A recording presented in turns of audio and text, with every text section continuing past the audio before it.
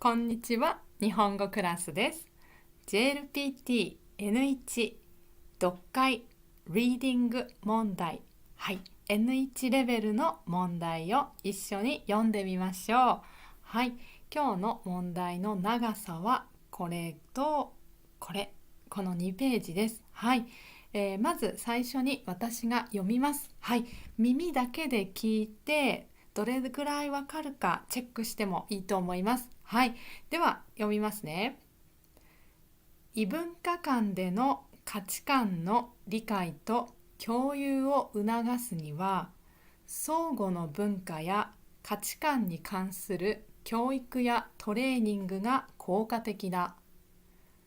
これにより、人々は自己の文化や価値観を客観的に見つめ、他者の視点をより理解できるようになる。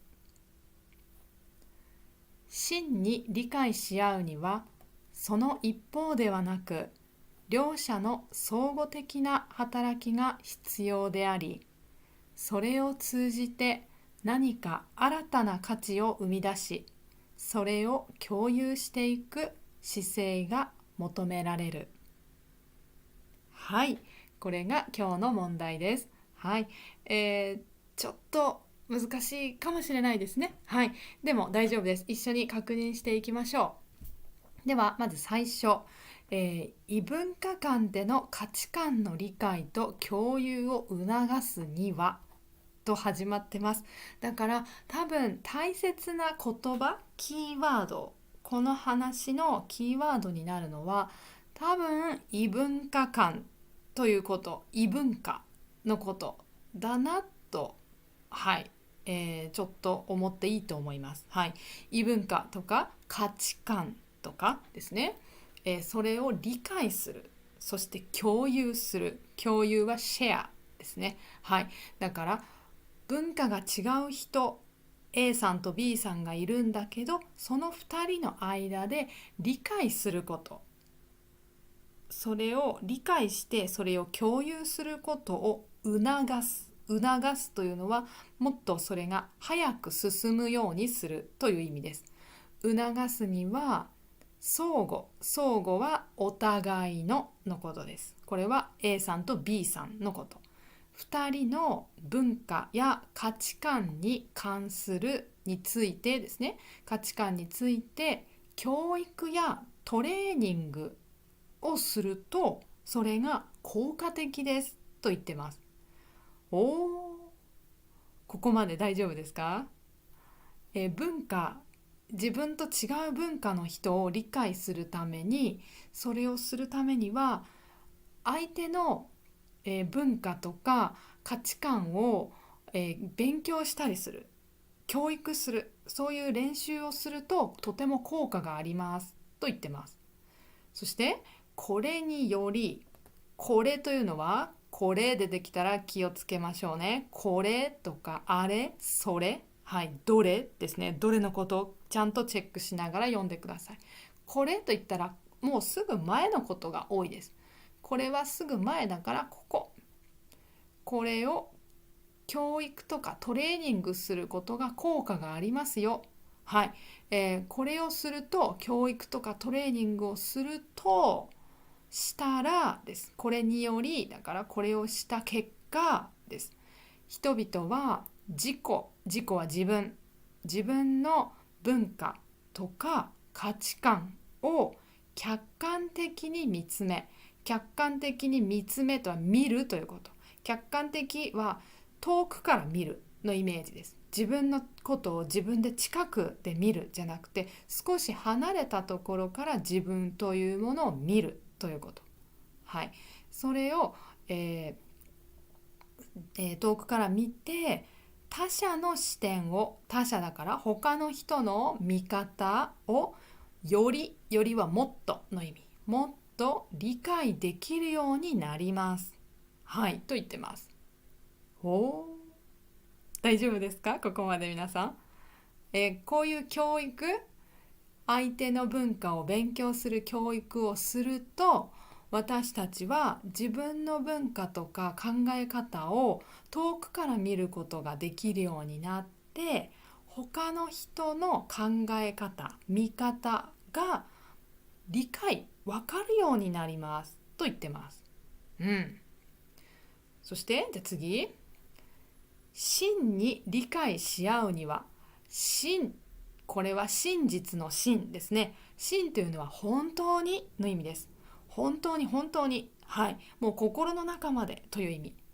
真に理解し合う。誰と誰が理解をし合う？ A さんと B さんですね。自分と知らない文化の人。2人が理解をし合うには、そのためにはです。し合うにはというのはここためが書いてません。理解し合うためには、その一方ではなく、その一方、これちょっと難しいです。これは自分だけじゃなくてとか相手だけじゃなくての意味です。これね、一人だけではなくて両者は二人ですね。二人の相互的な働き、相互はお互いの、この漢字は互いですね。で、これは相手ですね。お互いの働きが必要。働きというのは仕事をしますの意味ではなくて、これは2人でちゃんと理解しましょうねと頑張ることです。そのことが必要で、それを通じて何か新たな価値を生み出す。それっていうのはすぐ前です。それは、相互的な働き。2人で一緒に考える。それをやって何か新たは新しいですね。読み方はあらたなです。新たな価値を生み出す。2人で何が私たちは文化が違うんでしょうかと頑張って2人で考えて話し合ったりいろいろして、それをやっていると2人の間で何か新しい価値を2人の間で新しく生み出せる、見つけられると言ってます。見つけられて、その見つけたものを、それを共有する、シェアしましょうねという姿勢、そういうふうにしようねと考えていること、その態度、アティチュードです。姿勢が求められる、必要ですの意味です。ちょっとここのページは難しかったですね。もう一回簡単に言うと、本当にお互い2人が理解し合うのは、そのためには一人の人が頑張って相手を理解しようとするじゃなくて、2人で一生懸命考えていろいろしましょうね。そしてそうすると2人の間で新しい価値が生まれて、これ私たちの価値観ですねってことです。考え方とかで、それを2人で持っていくっていう、そういうふうにしましょうという姿勢が必要なんです。それをするとお互いが本当に理解できますよと言っています。これなかなか難しかったです。異文化間での価値観の理解をどうすればいいかという話でした。では、私の YouTube でもっともっと日本語ぜひ勉強してください。ニュースを読みながら日本語勉強するというのもあります。あとは N1 の合格する方法とか勉強の YouTube もたくさんあります。N2 もビジネス日本語もたくさん YouTube にあります。そして N1 読解、読解問題と N2 読解問題のビデオがあります。これ私のオンラインレッスンの中に入っていますので、リンクから見てください。そして私 Zoom レッスンもやっています。Zoom レッスンはビジネス日本語と会話練習とプライベートレッスンをしています。全部、オンラインレッスンのリンクから見てください。概要欄、ディスクリプションか、下のコメントのところ見てくださいね。今日はJLPT N1、N2 の人、どちらもこれから JLPT N1 受ける人も N2 受ける人もどちらも一緒に聞いて大丈夫です。一緒に聞く話です。でもたくさんの方もメッセージありがとうございます。聞こえますね。よかったです。ありがとうございます。はい、じゃあ話をね、進めますね。読解についてちょっと今日はお話をしますね。これ N1 受ける人もここに書いてありますが、N2 受ける人もどちらも関係がある。どちらもそう関係がある、答えはほとんど同じというか、はいです。何々が大切と私書きました。何が大切だと思いますか？大切なこと、JLPT の読解問題、リーディング問題をするときに大切なことです。はい。これはここの私の答えはテストをするときに大切なことです。テストの時です。自分で勉強するときじゃなくてテストの時大事なことです。はい、ここの意味はですね、合格する方法ですから、そうだからちょっとそういう意味です。テストの時に何が大事かといったら、これ答えは一つじゃないはずです。いろいろあるはずです。はい、ですが私はちょっと今回は一つ考えました。これが一つ答えかなと思って、はい、皆さんにお話ししたいと思います。すごいたくさんいろんな方がチャットをくださっています。ありがとうございます。皆さん聞こえていますね。よかったです。そうライブだとね怖いんですね。声が聞こえないとね悲しいですからねそうありがとうございます皆さん。よく聞こえます。よかった。でも答えを考えてる人がいる。なるほど。間違いを探すことが大切。なるほど。そうかそうか。それもそうですよね。間違い探すこと大事なんですが、これね私が考えている一つ大切なことは、みんながテストをするとき、多分どのテストをするときも大事なことです。はっきり言って JLPT だけじゃないです。だけど JLPT の時はいや本当にこれは大事だなと私は思います。私がこのテストする時も同じです。これをすごく気をつけます。はい、今ね皆さんいろいろチャットで考えている。そうそう、で私が今思っている答えは例えば一つこれです。はい、何々が大切、何が大切か。答えは何々何々か。いきます。答えはですねこれです。はい、テストの時ですよ。テストの時間の時、これ大事。これです。はい、どうぞ。これです。何を何分でするか。これとても大切です。はい。これどういう意味？ね、何が何分ってね。はい。読解の問題。今読解の話してますよ。JLPT の読解 N1 も N2 ももちろん N3、N4 もですけど、読解の問題っていろんな問題ありますよね。N2 は問題の種類が5個あります。N1 は問題の種類が6あります。6です。で、これじゃあこの1番は何分でしたらいいですか。 2番の問題は何分でしたらいいですか。3番は4番は5分は。これが大事です。はい。テストの時間って決まってますよね。そう。ちょっとこれ話します。これを何も考えていないと、この問題、1番の問題は例えば、N1 も N2 も一番最初の読解の問題は短い問題ですね。短文というのです。短い文ですね。あれ何分でします？皆さん考えてますか？予定ありますか？計画してますか？それを考えてないと、そうなんです。こうなります。私読むのが遅いんです。テストしました。先生、この前テストしたんです。でも私読むのが遅いんです。だから私テストの時全部読み終わらないんです。どうすればいいですか？すごくこれを私に聞く人が多いです。はい。もうこれは前からです。学生さんよくみんな言います。先生全部読み終わらないですよ。あんなにたくさんあるんですよ。どうして読解できるんですか？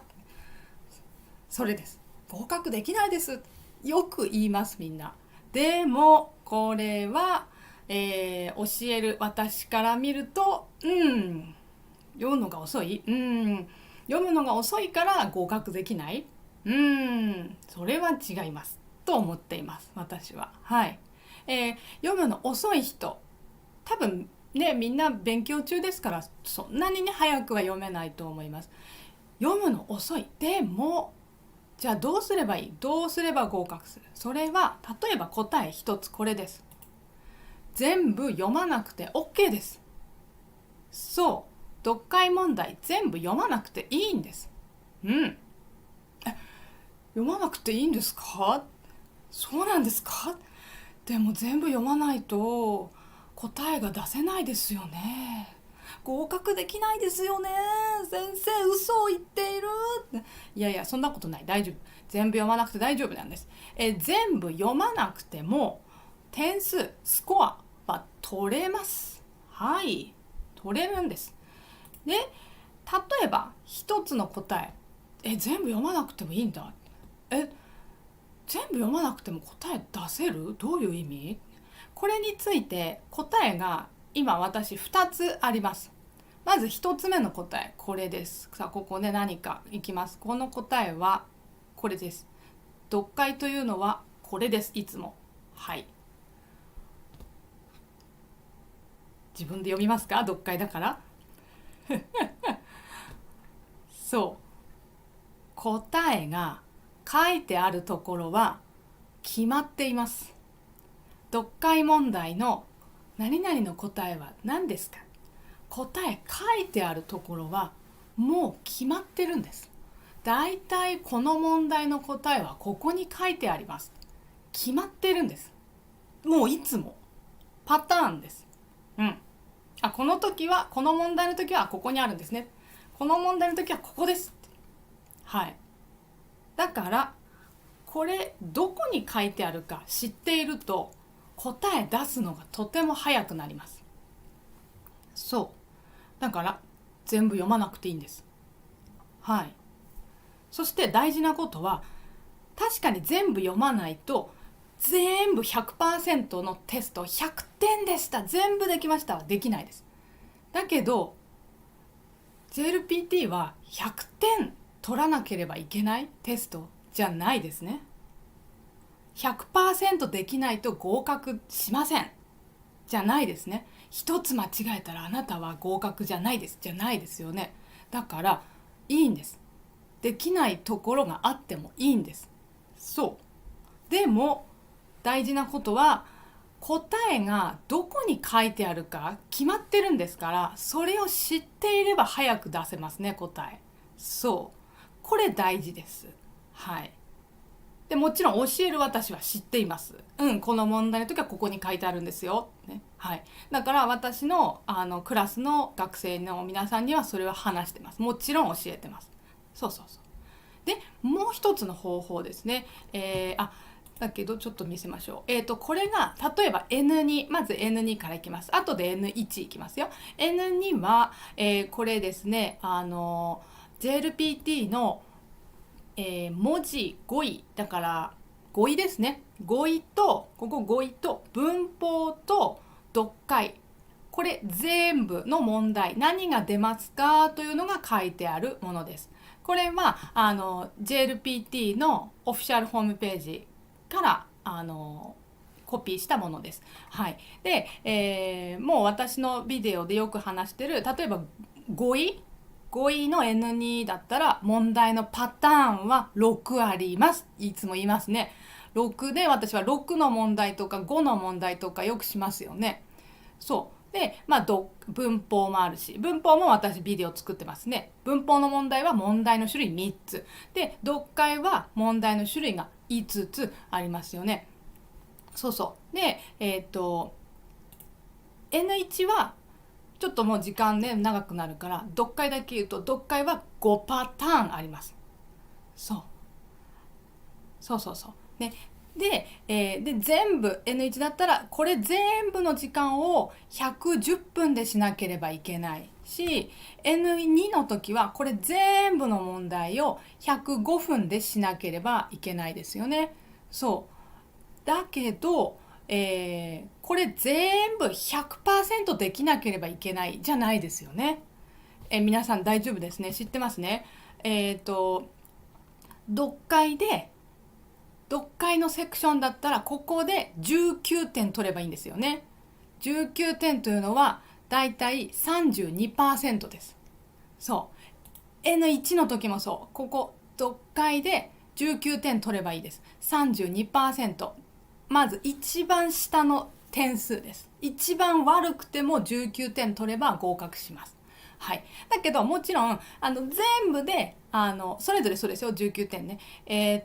これ読解ごめんなさい、文字語彙と文法読解、あと聴解がありますね、最後にね。聴解で全部合わせて N1 だったら全部で100点ですよね。100点必要だし、N2 だったら全部で聴解も入れて90点必要ですよね。そうだけど一番低くてね、一番ちょっとあんまりできない場合でも読解は19点できれば合格です。それは 32% です。読解の中で 32% できればいいんです。だから読解問題難しいなって思っても、この問題全部の中で 32% できればいいんです。それだけ正しい答えが 32% 選ぶことができる。そしたら OK です。そうということはやっぱり全部しなくてもいいんです。全部読まなくてもいいんです、読解は。でも心配ですってね、やっぱり読まないとって思いますよね。そうそうそう。それも気持ちもよくわかります。はい。で、なんだけど、一つ大事なことは、答え書いてあるところ決まってるから、これどこに書いてあるか、それは私は今は言えないです。読解クラスの人にしか教えられないんですけど、問題も今見せられないですしね。そうでもう一個あります。これの全部読まなくて OK な方法。はい。どうすればポイントスコア取れるか、それはもう一個は、何でしょうか。これ皆さんが答えるのはとても難しいと思うので、私が答えを言うと、これ、ちょっと待ってください。全部読まなくてもいいですと。じゃあどうやってやればいいんですか。それは例えば一つの方法は、皆さんはね、テストの時何々何々まずします。で次何々何々をする。それを読みましょう。で私読解クラスの人によく話してます。なんだろうね。ここに入る答えはやっぱり一つじゃないんですね。いくつか答えあります。これだけじゃない。私が今から言う答え一つじゃないんですね。だけどそしてごめんなさい、今私はこの答えをちょっと言えないんですね。そういうわけにはいかない。一つの方法ですっごく大切な方法だから、合格するための大事な方法だから。なのでなんだろうって自分でもよく考えてみましょう。読解例えば N2 だったら5個ありますね。5パターン。じゃあどれを例えば自分で試験の時、はいどうぞ試験始めました、どうぞしてくださいって、この問題バッて紙で渡されて105分です。だいたい2時間にならないけど、でも120分、そうか、でも大体2時間くらいですよね。もう1本の映画を見るぐらいの時間皆さんはテストをするんです。本当に疲れますね。そう、だからもうそう疲れるから前の日はよく寝るんですよ。あまり勉強しない方がいいですよ。1日前は寝てテストに行く、その方がいいです。本当に大変だから、体が疲れるから、試験はね。じゃあよく考えておいた方がいいです。皆さんテストの時どこから自分は問題をするか。どの問題からするか。一つ言えることは、絶対にちょっとカーソルがどこ行ったかな。絶対に上からしなくてもいいんじゃないですかと私は思ってます。そう。読解もそうですね。読解も上からしなくてもいいんじゃないですかと私は思ってます。はい。だけどそれは人によっても違うし、違う順番でするとマークするときに間違えるということもあります。危険です。危ないです。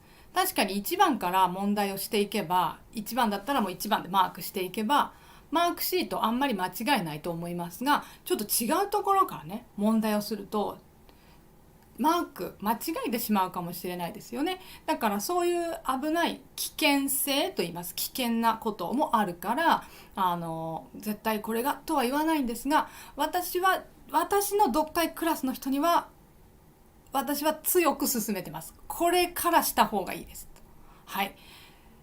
そう。やっぱりあります、それ。私だったらこれからするっていうのがありますので、そう。だから私は今話さないけど、自分でもよく考えた方がいいです。それは本当に一個、もう一つテストをどうやって合格させるかというテクニックですから、よく考えておいた方がいいですよ。本当の試験も今までとあまり大きく変わらないはずです。こういうふうに出ます。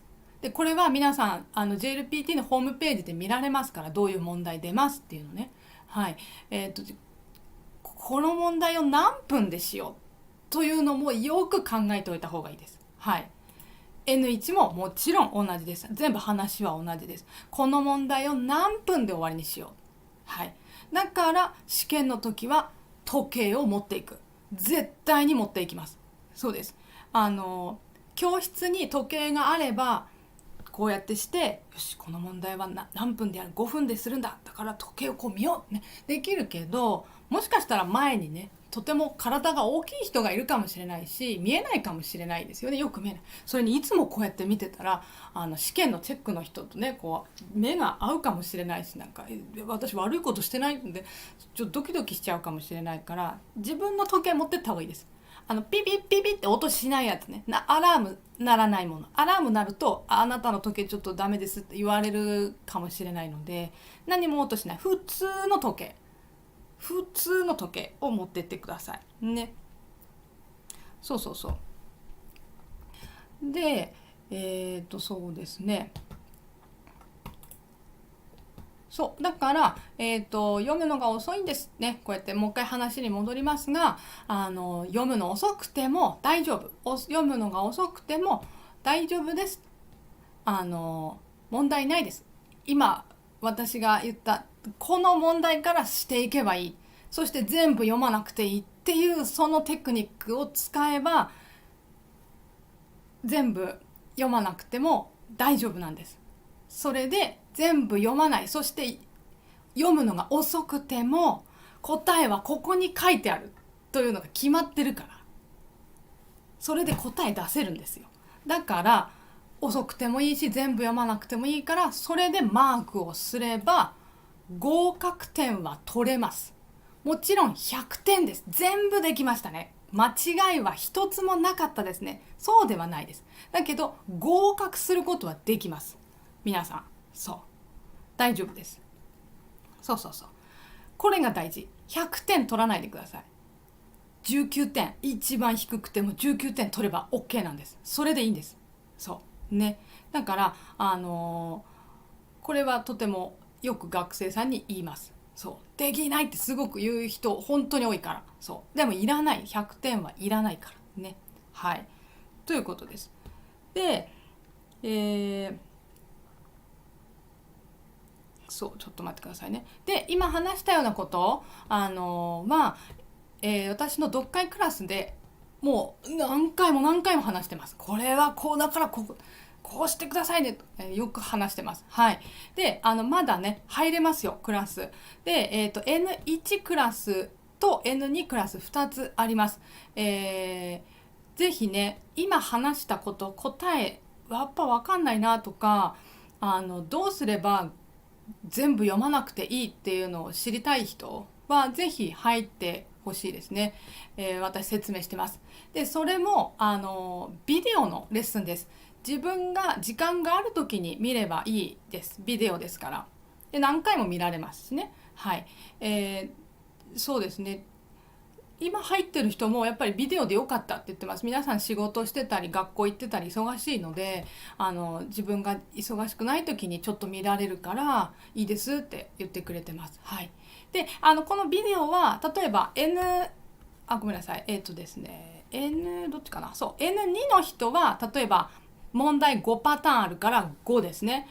一つずつこの問題の時はこうやってやるんですよ。この問題は答えはどこに書いてあるんですよとか話してます。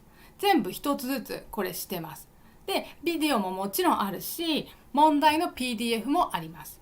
だから本当は自分で問題の PDF で自分で問題してで語彙リストもあります。私作った語彙リスト、言葉の意味書いてある。でこの語彙は N2 なんですよ。この語彙は実は N1 の語彙だから覚えなくていいとかいろいろ書いてあるんですね。でそれを一回自分で勉強してからビデオを見るのが一番いいんですけど、もうそろそろね時間もねテストまで時間がなくなってきてるから、どうしても時間ない人はもう初めからビデオを見てしまっていいと思います。そしたらもう私ビデオの中でもう一つずつ説明してます。文の説明、まず一つの問題についてこれはこういう意味ですねって話してます。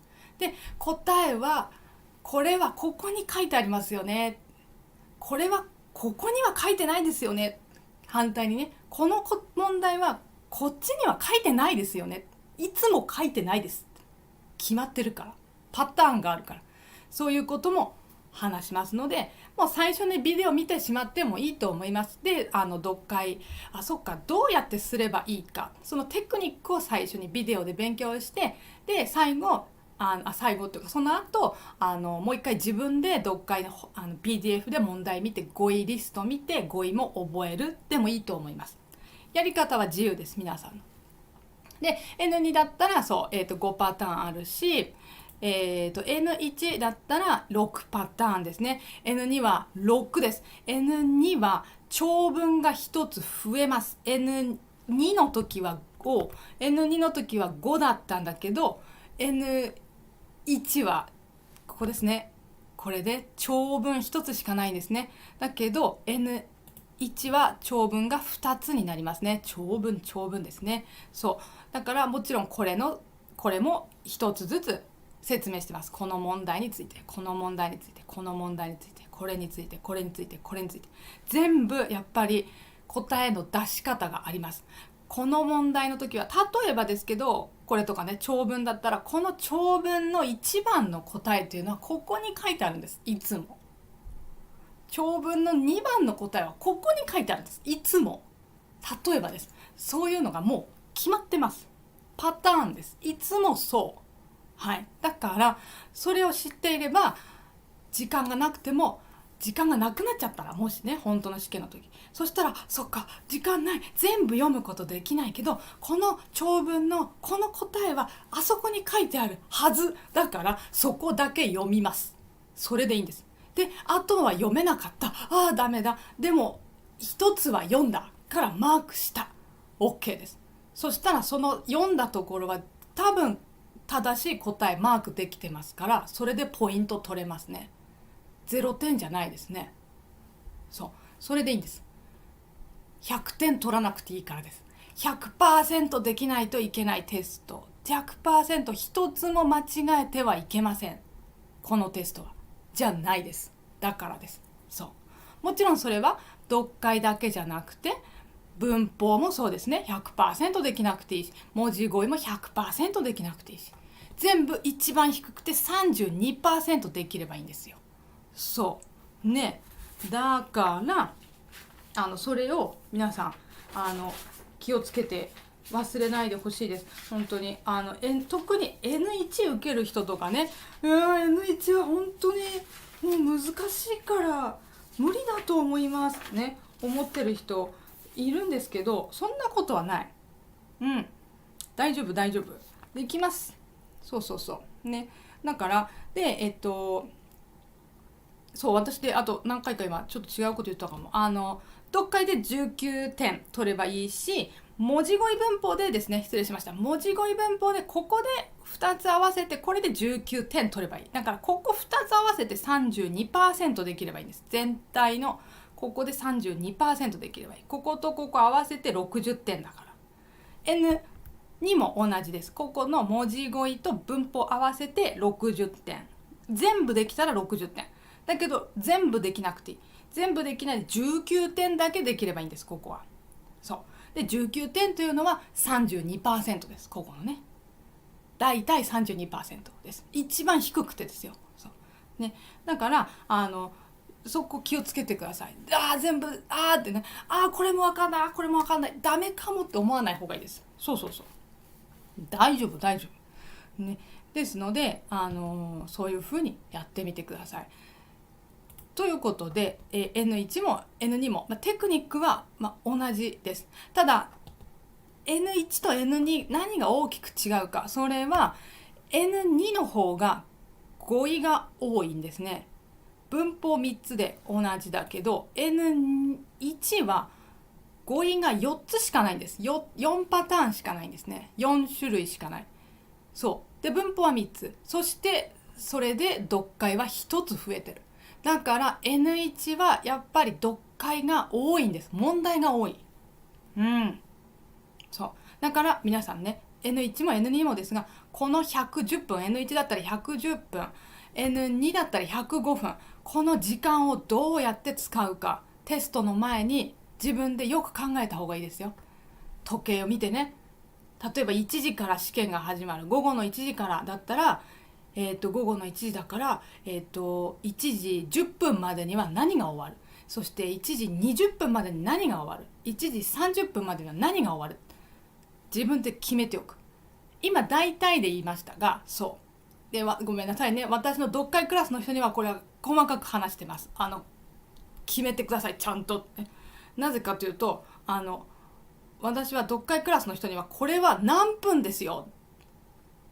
短文は問題が、4つかな。N2 は5つですね。失礼しました。短文5つ出るから、いつも5つ出てる。ちょっと変わる可能性ありますけどね。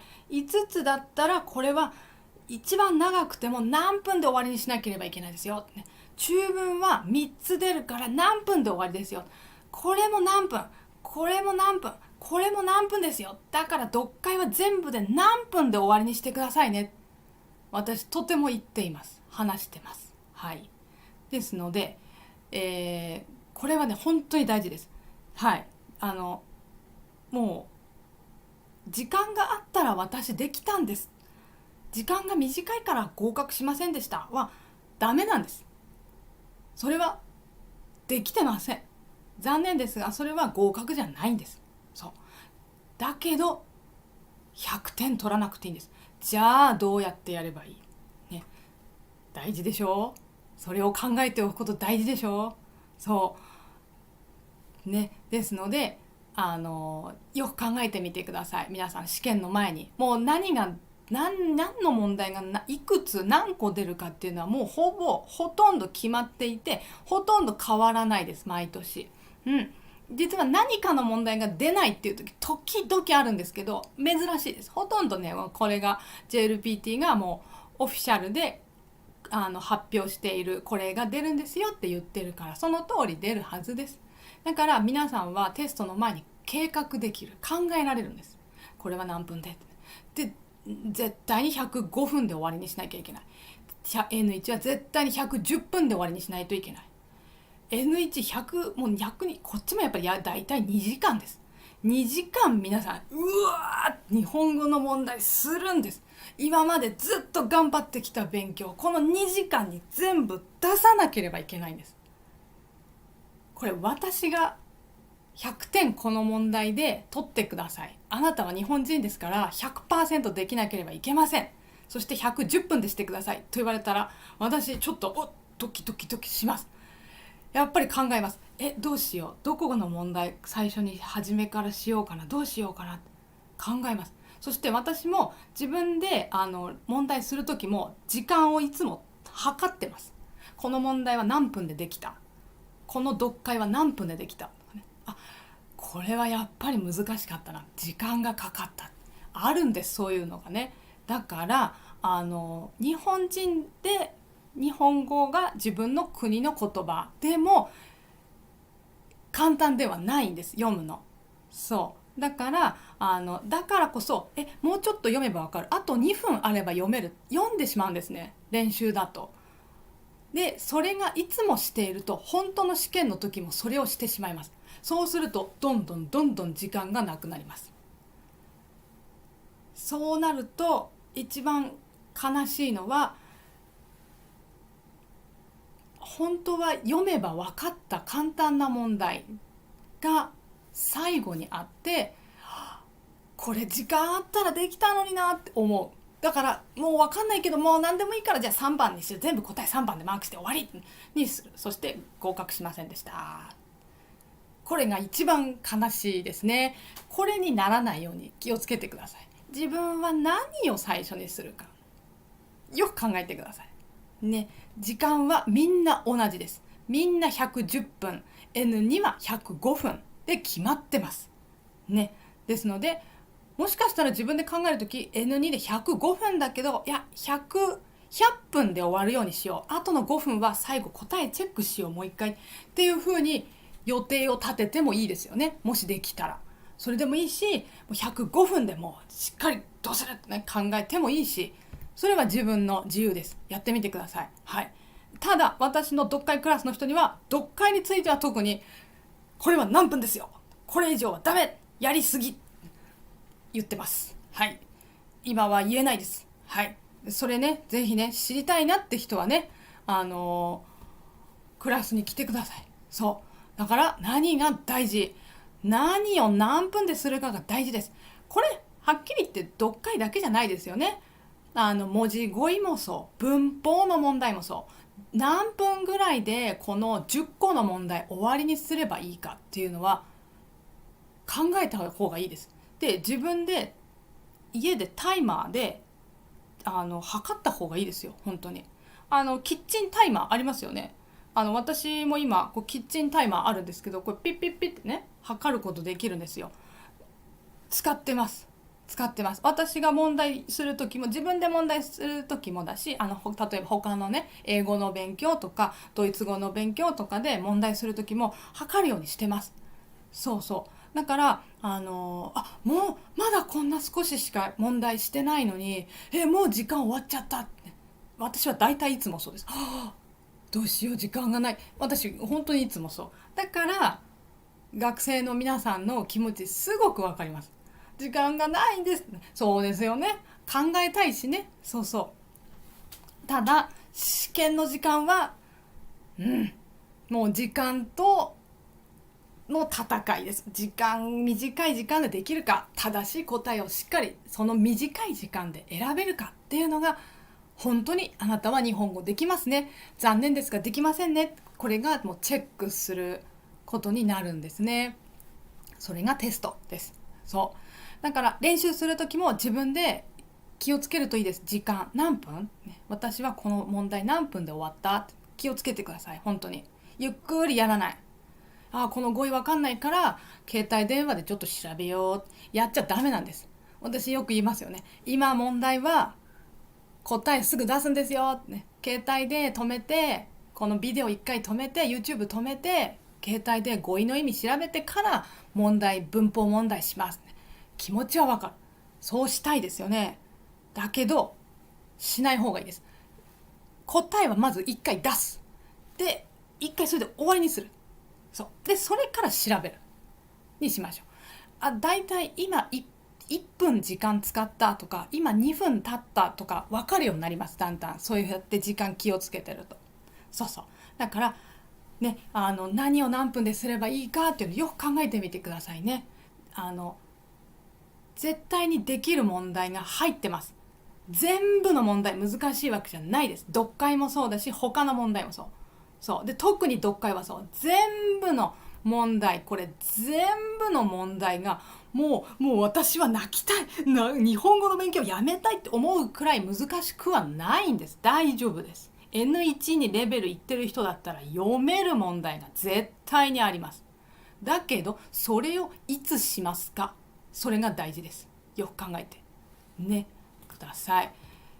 でそれ何分はごめんなさいね、クラスで話してます。ですのでよかったらクラスに入ってみるね、来てみてください。はい、でどうやって入ればいいですか。これはじゃあこの下を見ましょう。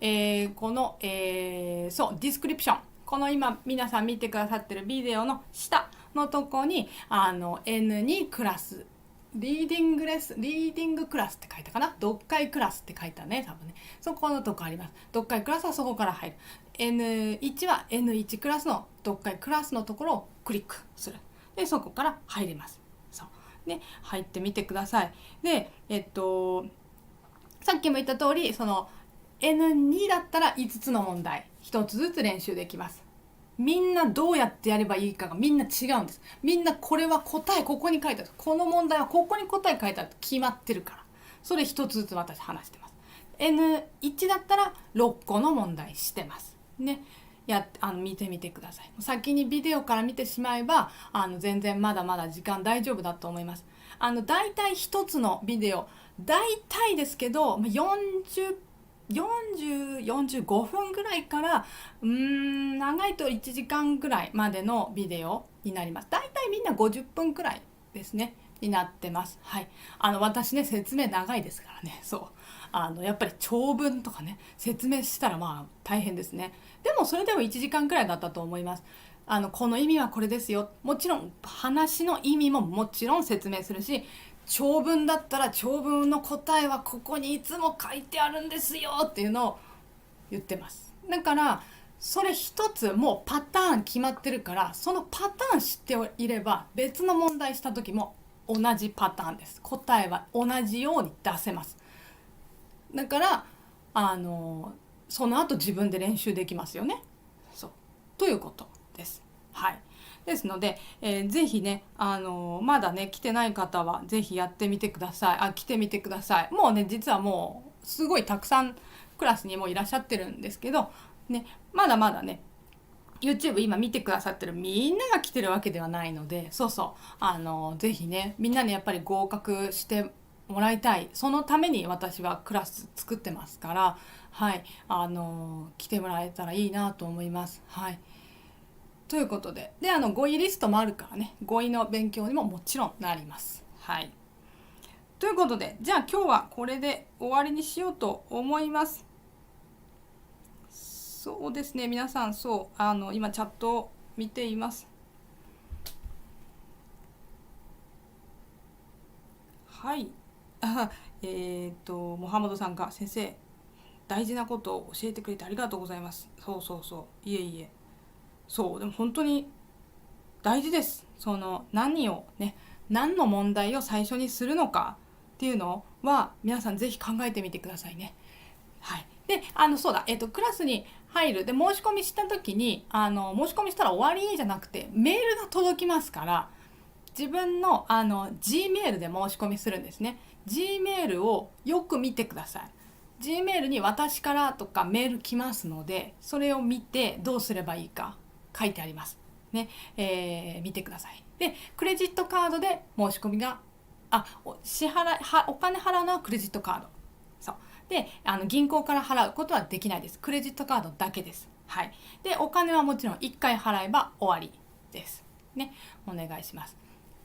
ということで、じゃあそれでやってみましょうね。皆さんね、もう試験ね、本当の試験もう近いから大変だと思いますがもう泣きたいっていう試験じゃないんです。 JLP っていう100点取らなくていいから。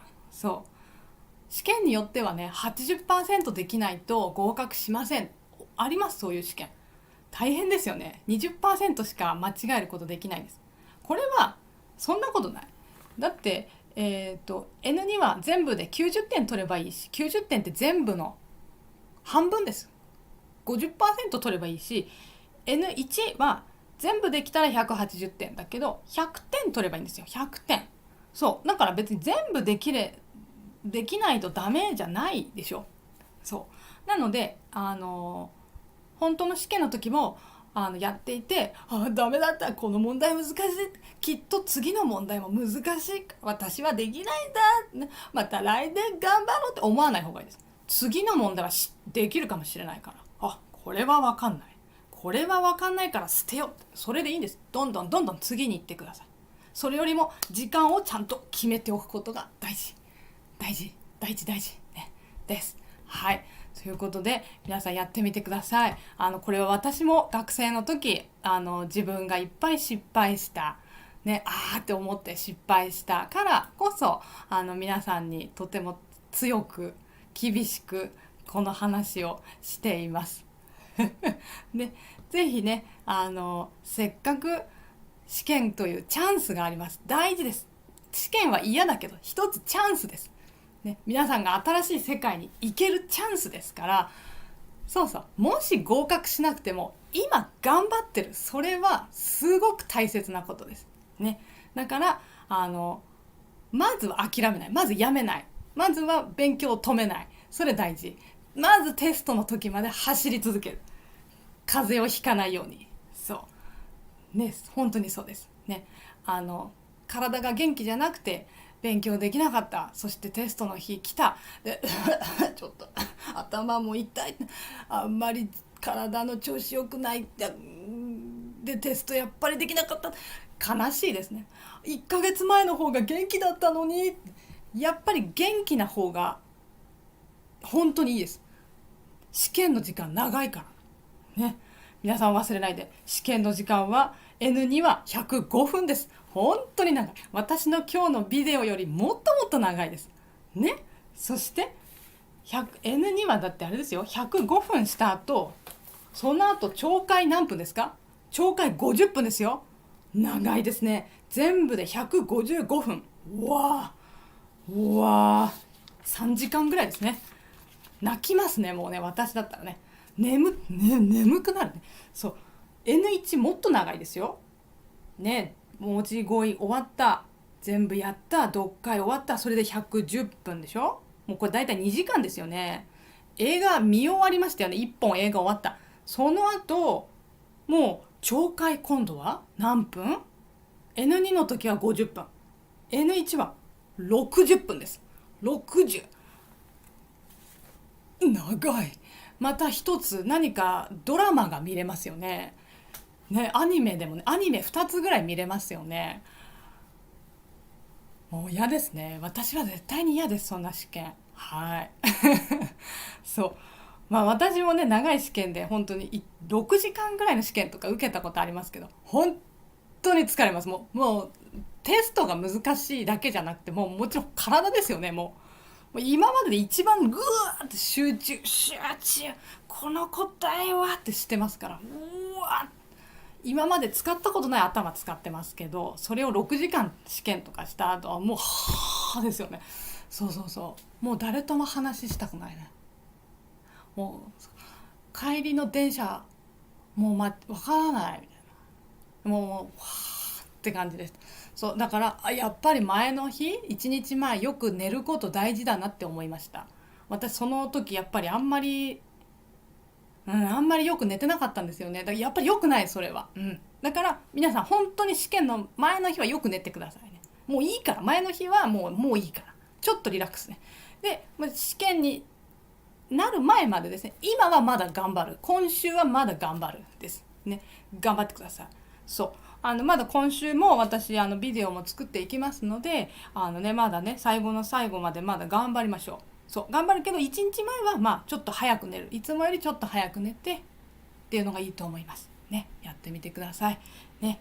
じゃあクラスね、ぜひね、まだの人ぜひ来てみてください。そして本当に申し込んだらメール届くから、自分のメールアドレスよく見てください。それ見ないとどうすればいいか分かんなくなりますね。お願いします。そしてこれちょっと関係ないというか、ちょっとプラスの話なんですが、JLPT もそうなんですけど、N1 のレベルよりもうちょっと上のレベルのビデオもこれから作っていこうと思っています。N1 より上だから N0 ですね。N0 すごいでしょ。国で特に日本人と一緒に仕事してる人は、例えば電話でよく日本人の人と話しますとかね、メールを書かなければいけないんですとか、会社で会議で日本語で話さなければいけないんです、プレゼンテーションを日本語でしなければいけないんですという人は N1 よりもうちょっと上のレベル必要です。実は厳しいこと言うと N1 よりもっともっと上です。もう本当 N0 ですね。そのくらいの日本語はビジネスではもう必要になります。日本でいい仕事をしたい場合は特にです。はい、簡単な仕事ではなくて、日本で本当にいい会社で日本人と日本語を使って仕事をする場合はかなりレベル高い日本語必要なので、N0 になりますね。それはまだ YouTube では教えていないんですね。で、ちょっと今考えてます。その N0 のレベルについてビデオを作っていこうとも思っているし、クラスをまず作ろうかなとも思っています。はい。で N0 の勉強だとしても N0 は十分 N1 にも、N1 の読解とかにはもう出てきてますので、そのぐらいやっぱり N1 の読解難しいです。だからN0 のビデオ私がこれから作ったらぜひ N1 撮りたい人とかね、ぜひ見てほしいです。はい。かなり難しいです。なんだろう先生、どこの世界かなって、N1 ここだけ、N0 って何ですかってね、見えない何日本語話してますか本当にって思うかもしれないけど、日本人はそういう日本語を実際に使っています。はい。そして私は皆さんにYouTube で話す時、クラスのこの読解クラスもそうだし、学生さんと話す時は簡単な分かりやすい日本語、そして、ゆっくり話すようにしています。日本人と話す時より少しゆっくりです、私。ですからまだね聞きやすいとは思うんですけど、N0 の場合でもそんなにもちろん早くは話さないんですが、どうしても語彙がね難しくなったり文法が難しくなったりはします。ですがとっても勉強になるはずですので、ぜひねちょっとそれ始めたらぜひまた見てくださいね。はい。日本でいい会社で働きたい人、これからいい会社に就職したい人とかねです。はい。ビジネスの本当の日本語、本当に使う日本語を勉強したい人とかはぜひ見てほしいなと思ってます。そしてクラスも開こうと思ってますのでぜひね、お待ちください。はい。ですがそれはそれでということで皆さんまずは今日は読解の話でした。読解で、時間何分で何する、これ忘れないでくださいね。頑張ってくださいね。はい。じゃあ、今日はこれで終わりにします。私 Twitter もしてますが今日はもういいです。Twitter は下のとこにディスクリプションに書いてあります。Twitter してますので、もしよかったら、フォローしてください。フォロワーさんが今とっても増えてます。新しいビデオ作りましたとか、新しいクラス開きますとか連絡をしてます。はい。じゃあぜひね皆さん頑張ってください。ぜひまだ間に合います。ビデオ全部見終わりますので時間あるはずですから、ぜひまだクラス入ってない方来てください。今チャットでもね、クラス入ってる方がもうチャットにも入ってきてくださってますけどね、ありがとうございます。ぜひクラスの人、私よく話すんですが、ズームとかで話すんですけど、入ってよかったですってね、というかこれ安いと思いますっていう風に言う人も結構多いです。先生すごいいっぱい話してくれてるってね説明してくれてるってそうかっつって、よくわかるようになりましたってね、皆さんよく言ってくれます。このビデオ見て自分でも練習よくできるようになったっていう人多いので、よかったなと、やってよかったなと思ってます。はい。私も自信があるビデオですのでね、ぜひ皆さんのぜひそれを使ってほしいなと思ってます。はい。